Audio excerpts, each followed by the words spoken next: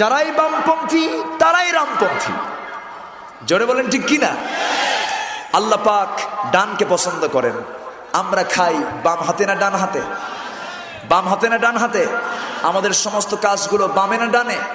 শুরু করি বামে না ডানে? যারা বামপন্থীর পরিচয় দিয়ে নিজেকে অত্যন্ত গর্বিত মনে করেন, বামের পক্ষে আল্লাহ নাই, আল্লাহ ডানের পক্ষে। জোরে বলেন ঠিক কিনা? আমার ভাইয়েরা, আমরা কোরআন নিয়ে বসেছি, কথা বলবো। কোরআনের মূল বক্তব্য কিন্তু একটাই, মূল বক্তব্য হচ্ছে লা ইলাহা। যেরকম লা ইলাহা, মূল বক্তব্য এটাই। কোরআনের পাতায় পাতায় একটাই কথা। আজানে ওই শব্দ, এরপরে জিহাদে ওই কালেমা, নামাজে ওই কালেমা, কোরআনের পাতায় পাতায় এই কালেমা। সবাই বলেন লা ইলাহা ইল্লাল্লাহু মুহাম্মাদুর রাসূলুল্লাহ সাল্লাল্লাহু আলাইহি ওয়াসাল্লাম। এই কালেমা হলো মুসলমানদের কবুলিয়ত নামা। মুসলমান যখন কালেমার ঘোষণা দিয়ে দিল, সে মুসলমানের অন্তর্ভুক্ত হয়ে গেল। হৃদয় দিয়ে, মৌখিক স্বীকৃতি দিয়ে এবং কাজেতে পরিণত করে যখন বলে ফেললো, তখন সে মুসলমানদের অন্তর্ভুক্ত হলো। আমার ভাইয়েরা, কিন্তু এই কবুল করার পরে, এই কালেমার ঘোষণা দেওয়ার পরে যদি সে শিরকের কাজে চলে যায়, যদি সে বেদাতের দিকে চলে যায়, যদি সে কুফরি করে, তখন কি তার এই কালেমার হক আর থাকবে? কালেমার পথে সে থাকতে পারবে? থাকতে পারবে না। যদি কোনো লোক বিয়ে করার পর যদি তার স্ত্রীকে তালাক দিয়ে দেয়, সেই স্ত্রীকে কি সে আর নিতে পারবে? পারবে না। তখন তার স্ত্রী তার জন্য হালাল না হারাম? হালাল না হারাম? একদিকে মুসলমানের পরিচয় দেয়, আরেকদিকে নাস্তিকদের তৈরি করা আইনকে বিশ্বাস করে। এরা কোনোদিন মুসলমান হতে পারে না। জোরে বলেন ঠিক কিনা? আমাদের জীবন বিধানের নাম হলো ইসলাম। আমাদের জীবন বিধানের নাম কি? ইসলাম ছাড়া অন্য কোন আইন আল্লাহ পাক কবুল করবেন? কবুল করবেন? ঘোষণাকার আছে কোন কিতাবে? কোন কিতাবে আছে? আল্লাহ রাব্বুল আলামিন বলেন, وَمَن يَبْتَغِ غَيْرَ الْإِسْلَامِ دِينًا فَلَن يُقْبَلَ مِنْهُ وَهُوَ فِي الْآخِرَةِ مِنَ الْخَاسِرِينَ। যারা দিন হিসাবে, জীবন ব্যবস্থা হিসাবে ইসলামটাকে বাদ দিয়ে অন্য কোন আইনের দিকে দৌড়াবে, ফালান ইউকবালা, তার কোনো কিছুকে গ্রহণ করা হবে না, তার কোনো কিছু কবুল করে নেওয়া হবে না। দুনিয়ার জিন্দেগিতে লাঞ্ছিত হবে, দুনিয়ার জিন্দেগিতে ঘৃণিত হয়ে যাবে, আখিরাতের জিন্দেগিতে ক্ষতিগ্রস্তদের অন্তর্ভুক্ত হয়ে যাবে। আল্লাহ রাব্বুল আলামিন অন্য জায়গায় বলছেন, আফা গায়রা দীনিল্লাহি ইয়াবগুন ওয়ালাহু আসলামা মান ফিস সামাওয়াতি ওয়াল আরদি তাওআন ওয়া কারহা। মানুষ কেমনে ইসলামকে জীবন বিধান হিসেবে গ্রহণ না করে অন্য কোন আইনের দিকে দৌড়ায়? কেমনে তালাশ করে, ইয়াবতাগি, কেমনে বেহায়ের মতো, নির্লজ্জের মতো অন্য কোন আইনের দিকে দৌড়ায়? অথচ আসমান জমিনের ভিতরে যা কিছু আছে, একচ্ছত্র মালিকানা কাকে মানে? সমস্ত সৃষ্টি, সব আইন মানে কার? সমস্ত প্রাণীগুলো তাসবিহ প্রকাশ করে কার? লা তাফকাহুনা তাসবিহাহুম, তারা যে তাসবিহ প্রকাশ করে এই ভাষাটা তোমরা বুঝো না। সমস্ত প্রাণী সব গুণগান গায় কার? আইন মানে কার? শুধু মানুষের মধ্যে ভেজাল আছে না নাই? যেরকম আছে না নাই? সেই ভেজাল যারা করে তারা হলো শয়তানের দল। তারা কিসের দল? দল দু প্রকার। দল কয় প্রকার? এক দল কার? আরেক দল শয়তানের। এর মাঝামাঝি মুজাবজাবিন, এর মাঝামাঝি কোনো কিছুই নাই। দল হবে দুইটা, একটা হলো আল্লাহর, আরেকটা কার? আমরা কার দল করব? যেরকম কার? দুহাত উঁচু করে দেখাও।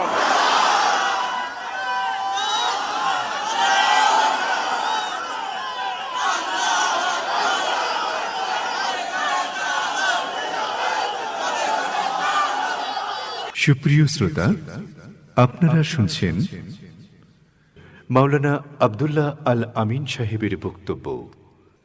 শব্দধারণে তাহজিব sound systems, পরিবেশনায় তাহজিব centre, Rajshahi. Mobile 017120640333। হাত নামান, হাত নামান। আমার ভাইয়েরা, সব কিছুই দুটো দুটো। অখলাকনাকুম আজওয়াজা, আমি তোমাদেরকে সৃষ্টি করেছি জোড়ায় জোড়ায়। ন্যায় অন্যায়, হালাল হারাম, দিন রাত, সত্য মিথ্যা, সবকিছু জোড়া না? সবকিছুই জোড়া। জান্নাত জাহান্নাম, যে কোনো একদিকে থাকতে হবে। হালালকে মানতে হবে, নয় হারামকে মানতে হবে। আমরা সত্যের পথে না মিথ্যার পথে? সত্যের পথে না মিথ্যার পথে? ডান দিকে না বাম দিকে? ডান দিকে। শিখবো আমরা কোরআন। শিখবো কি বলেন তো? কোরআন। পড়বো আমরা কার নামে? বাচ্চাদেরকে স্কুলে পাঠানো হয়, স্কুলে চলে গেল বাচ্চা, স্কুলে গিয়ে পড়লো কি? আগডুম বাগডুম ঘোড়ার ডিম। ঘোড়ার ডিম কি বাজারে পাওয়া যায়? একটা মিথ্যা কথা বাচ্চার সিনায় ঢুকানো হলো। বাচ্চার স্মৃতিতে, একটা কোমল নরম স্মৃতিতে একটা মিথ্যা কবিতা ঢুকানো হলো।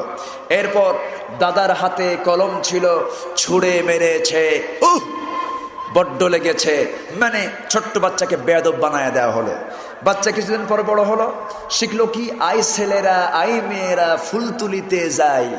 এখানে উচিত ছিল বলা আই ছেলেরা ফুল তুলিতে যায়, কিন্তু আই ছেলেরা আই মেয়েরা ফুল তুলিতে যায়, পর্দার কোনো বালাই নাই।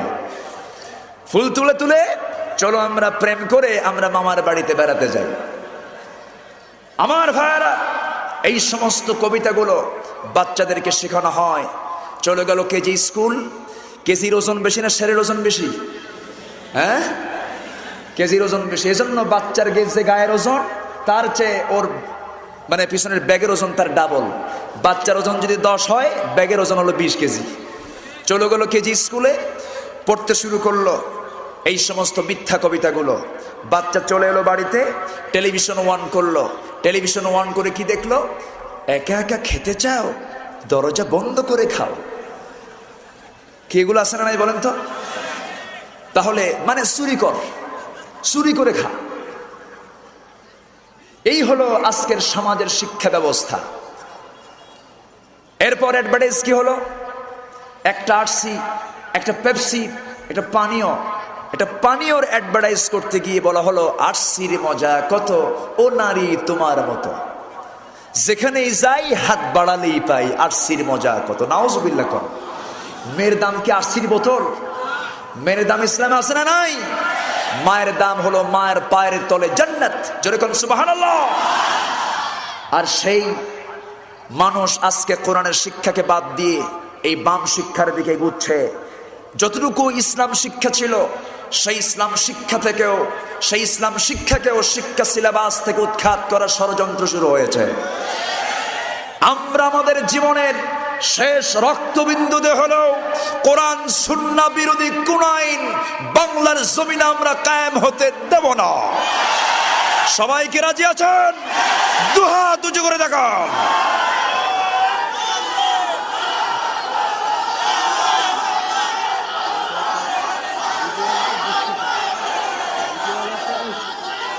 হাত নামান।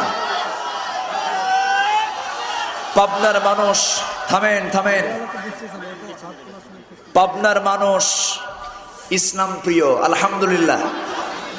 পাবনার মানুষ ভাবনা ছাড়াই ইসলাম মেনে নেয়, আলহামদুলিল্লাহ বলেন। ইসলাম মানতে হলে ভাবনা করা যাবে না। সামিআনা ওয়া আতানা, শুনলাম মেনে নিলাম। কোরআন মানতে গেলে কোনো কন্ডিশন করা যাবে না। ইসলাম মানতে গেলে কোনো শর্ত আরোপ করা যাবে না। যারা শর্ত আরোপ করে তারা হলো বনি ইসরাইলদের নাতিপুতি। যেরকম ঠিক কিনা? বনি ইসরাইল যারা, তাদের নীতি ছিল সামিআনা ওয়া আসাইনা, শুনলাম মানলাম না। কিন্তু আমাদের তবিয়ত হলো, আমাদের স্বভাব হলো সামিআনা, শুনলাম সঙ্গে সঙ্গে মানলাম। যেরকম আলহামদুলিল্লাহ।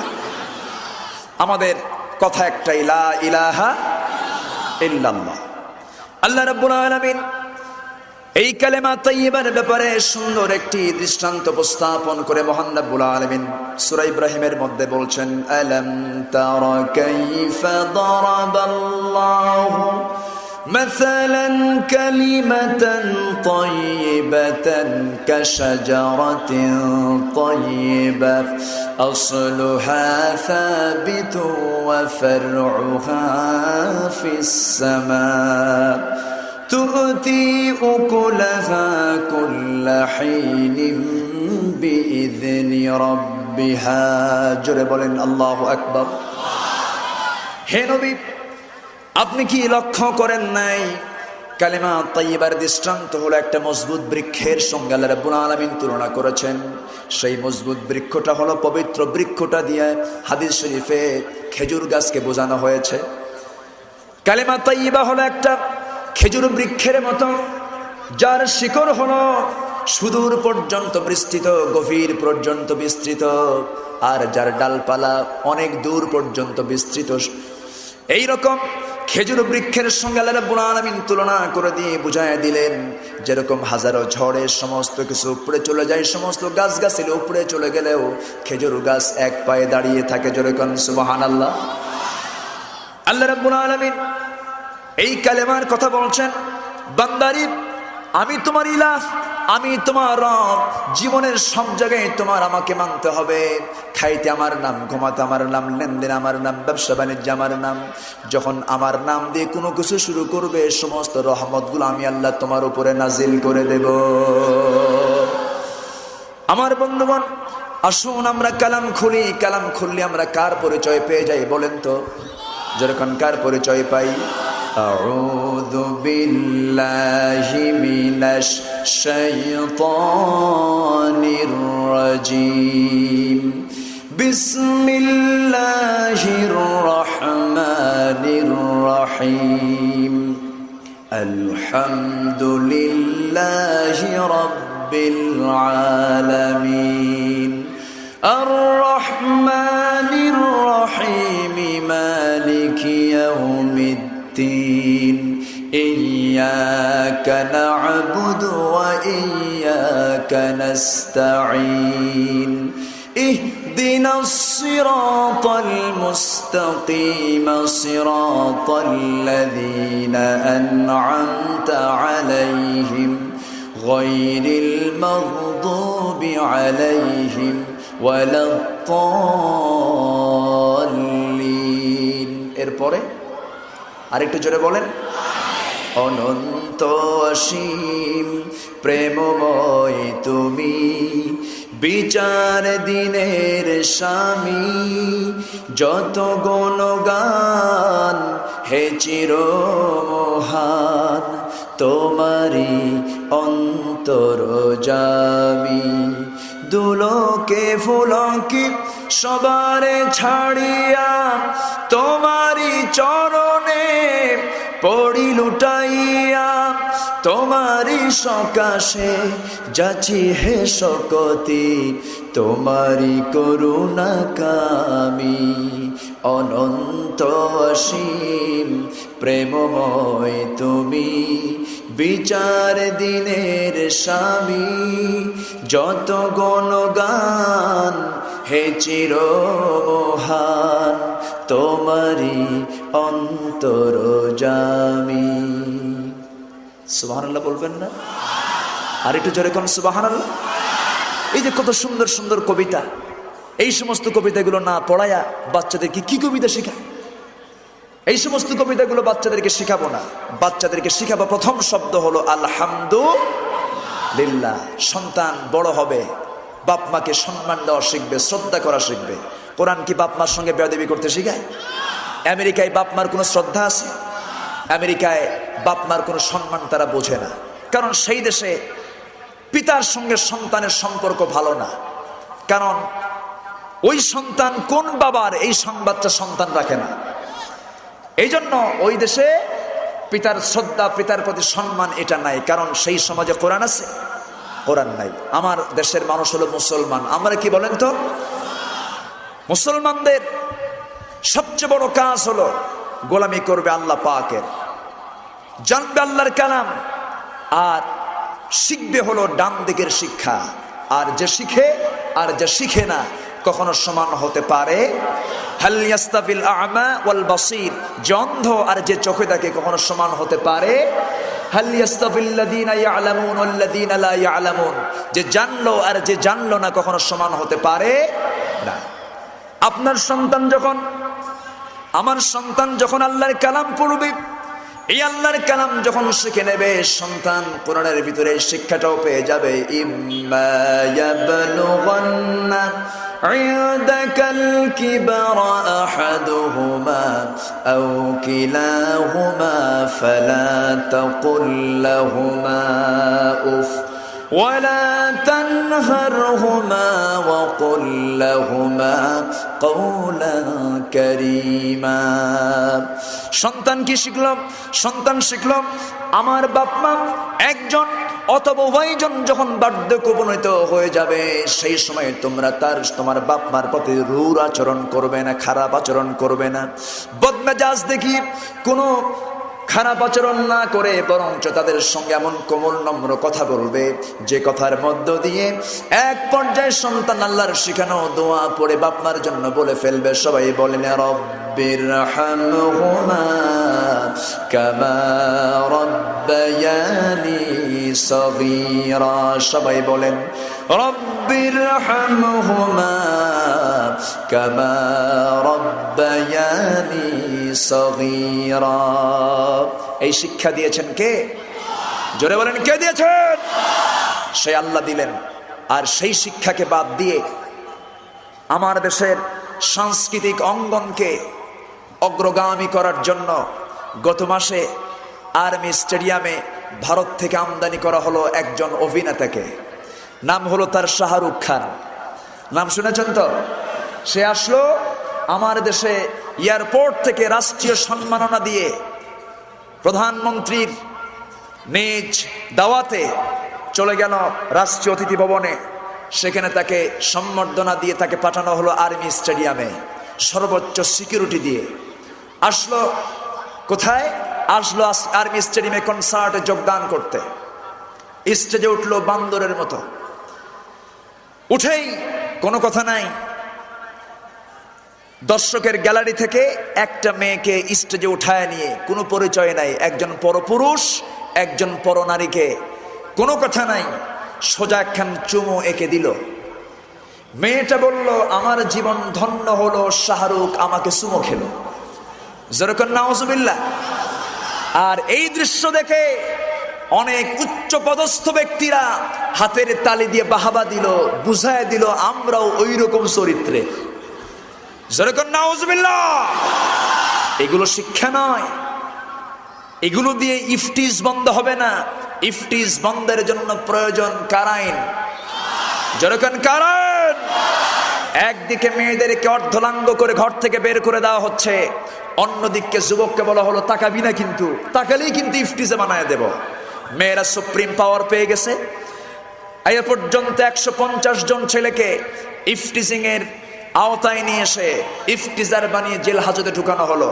ভালো কথা, কিন্তু মেয়েদেরও এই ক্ষেত্রে দোষ আছে না নাই? আসতে পারেন আছে না নাই?